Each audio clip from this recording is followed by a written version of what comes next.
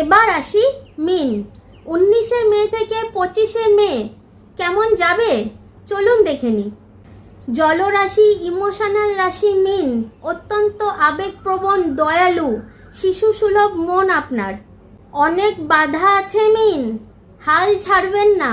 আপনাকে তো এগিয়ে যেতে হবে। অলসতা ত্যাগ করুন। পরে করছি বলে কোনো কাজ ফেলে রাখবেন না, অবহেলা করবেন না। যেটা এখনই করতে হবে সেটা এখনই করে ফেলুন, ফেলে রাখবেন না। এই সপ্তাহে কর্মক্ষেত্র নিয়ে টেনশন বাড়বে। এই সপ্তাহে কর্মক্ষেত্রে শত্রুতার যোগ আছে, কেউ আপনার ক্ষতি করার চেষ্টা করতে পারে, তাই সাবধানে থাকুন। চোখ কান খোলা রাখুন। নিজের মনে করে কাউকে বিশ্বাস করবেন না। টাকা ইনভেস্ট থেকে এই সপ্তাহে বিরত থাকুন মিন। এই সপ্তাহে ফ্যামিলি নিয়ে একটু টেনশন বাড়বে। এই সপ্তাহে স্বাস্থ্যের প্রতি খেয়াল রাখুন, ঠান্ডা লাগাবেন না, সাবধানে চলাফেরা করুন। অ্যাক্সিডেন্টের যোগ রয়েছে, তবে চিন্তা করবেন না, ভগবানের আশীর্বাদ আছে আপনাদের ওপর।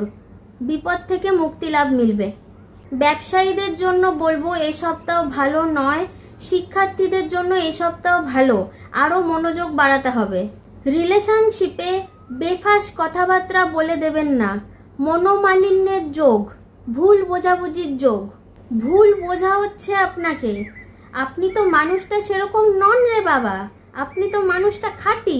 এমন কাজ করছেন কেন যাতে মানুষ আপনাকে ভুল বোঝে?